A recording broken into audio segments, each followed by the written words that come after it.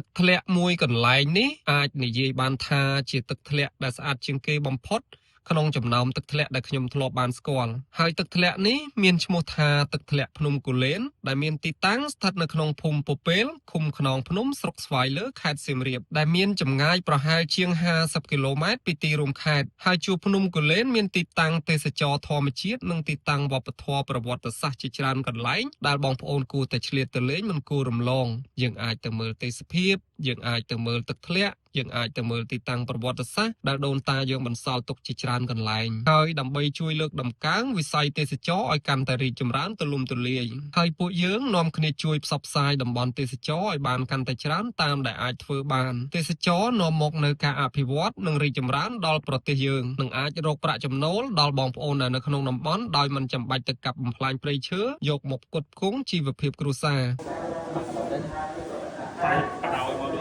បាទដូចគ្នាជួយណាមកបដៅវិញពេលហ្នឹងបាទគេបងលុយទៅហ្នឹងដើម្បីសុំឲ្យនេះទៅ